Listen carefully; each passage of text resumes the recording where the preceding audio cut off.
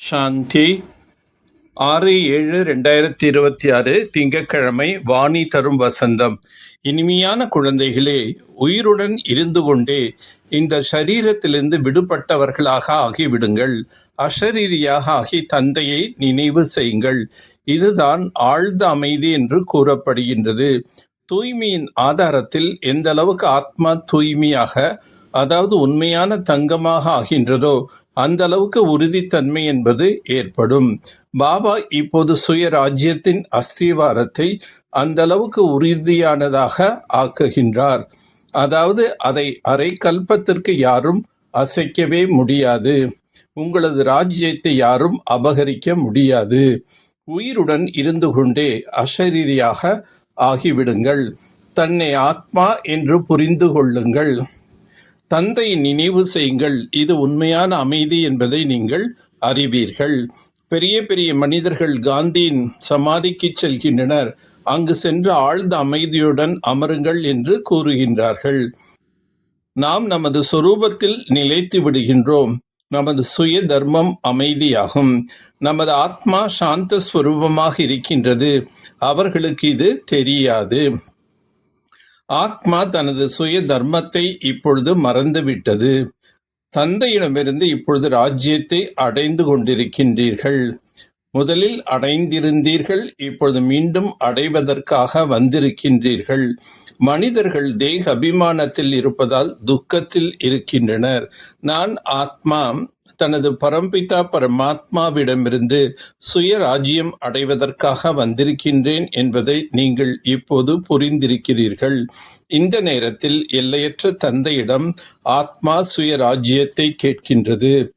உங்களுக்கு சுய ராஜ்யம் தேவையெனில் முதலில் தூய்மையாக ஆகுங்கள் என்று தந்தை கட்டளையிடுகின்றார். தூய்மையின்றி ஞான தாரணை ஏற்படவே முடியாது என்பதை தந்தை புரிய வைக்கின்றார்.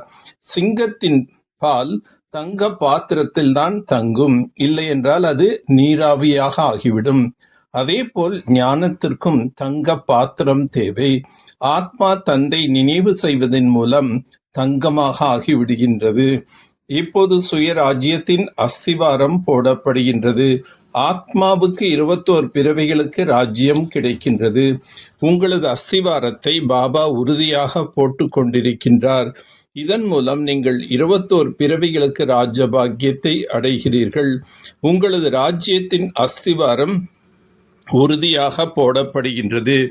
உங்களுக்கு பூமியில் எந்த பூகம்பம் அசைக்கவே முடியாது. பாபா நமக்கு சுயராஜ்யம் கொடுக்கின்றார். யாரும் அதனை அபகரிக்க முடியாது. சத்தியத்தில் உங்களுக்கு அமைச்சர்கள் யாரும் இல்லை. சக்கரவர்த்தியிடம் சக்தி இருக்கும். அமைச்சர் என்ற பெயர் சொல்லப்படுவதே கிடையாது. நாம் இப்பொழுது அப்படிப்பட்ட ராஜ்யத்தை பாபாவிடமிருந்து அடைந்து கொண்டிருக்கின்றோம். யார் உயிருடன் இருப்பார்களோ அவர்களுக்கு ஞானம் தந்தை கொடுத்து கொண்டே இருப்பார். தந்தையாகி என்னை நிரந்தரமாக நினைவு செய்யுங்கள் என்று தந்தை கூறுகின்றார். கடைசி காலத்தில் யாருடைய நினைவும் வராத அளவுக்கு நினைவு செய்யுங்கள். அமைதி மற்றும் சுகத்தின் ஆஸ்தி கொடுப்பதற்காக நான் உங்களை என்னுடையவராக ஆக்குகின்றேன் என்று தந்தை கூறுகின்றார். சத்தியுத்தில் ஒரு வீட்டில் கூட நோய் அல்லது துக்கம் இருக்கவே இருக்காது. பெயரே சொர்க்கம். அங்கு அனைவரும் சுகமாக இருப்பார்கள். சதா சுகத்திற்கான ஆஸ்தி அடைவதற்காக நீங்கள் தந்தையிடம் வந்திருக்கின்றீர்கள். தந்தையின் கூடவே குழந்தைகளாகி நீங்களும் இறைவனின் உதவியாளர்களாக இருக்கின்றீர்கள்.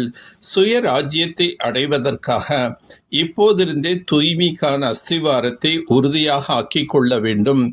எவ்வாறு தந்தை பத்தித்த பாவனோ அவ்வாறு தந்தைக்கு சமம் தூய்மையாக ஆக வேண்டும். தனது அமைதி என்ற சுய தர்மத்தில் நிலைத்திருக்க வேண்டும். எவ்வளவு முடியுமோ தேக அபிமானத்தை விட்டுவிட்டு ஆத்மா அபிமானியாக இருக்க வேண்டும். ஆழ்ந்த அமைதியின் அடைய அஷரீரியாக பயிற்சி செய்யுங்கள். பிற ஆத்மாக்களுக்கு சேவை செய்வதன் கூடவே தனக்கும் சேவை செய்து வெற்றி மூர்த்தி ஆகுக. சேவையில் வெற்றி மூர்த்தியாக ஆக வேண்டுமெனில் பிறருக்கும் சேவை செய்யும் தனக்கும் சேவை செய்ய வேண்டும். பிறருக்கு சேவை செய்ய செல்லும் பொழுது தனது பழைய சம்ஸ்காரங்களையும் முழுமையாக எரித்து சாம்பலாக்கி ஆக்குகிறேன் என நினையுங்கள். எந்த அளவுக்கு பழைய சம்ஸ்காரங்கள் அறவே அளிப்போமோ அப்போது நன்மதிப்பை பெற முடியும். அனைத்து ஆத்மாக்களும் மனதார உங்களுக்கு நமஸ்காரம் செய்வார்கள். வெளிமுகமாக மேலோட்டமாக நமஸ்கரிப்பது அல்ல, மனம் உவந்து நமஸ்காரம் செய்வார்கள். எல்லையில்லா சேவை செய்யும் லட்சியம் வைத்தால் எல்லைக்குட்பட்ட பந்தனங்கள் அனைத்தும் அறவே நீங்கிவிடும். எதுவரை உங்கள் நினைவு ஜுவாலா சுரூபமாகவில்லையோ அதுவரையில் விநாச ஜுவாலை முழுமையாக ஜுவாலா சுரூபம் ஆகாது. இது அலைப்பாகின்றது, பிறகு சீத்தலம் அடைகின்றது. ஏனெனில் ஜுவாலா மூர்த்தியும் ஆதார மூர்த்தியுமான ஆத்மாக்களே இப்போது சதா ஜுவாலா சுரூபம் ஆகவில்லை. இப்போது ஜுவாலா சுரூபம் என்னும் திட எண்ணம் வைத்து குழுவாக அமர்ந்து மனம் புத்தியின் ஒருமுகத்தன்மையின் மூலம் சக்தி வாய்ந்த யோகா அதிர்வலைகளை நாலாபுறமும் பரப்புங்கள். நல்லது. ஓம் சாந்தி, ஓம் சாந்தி, ஓம் சாந்தி.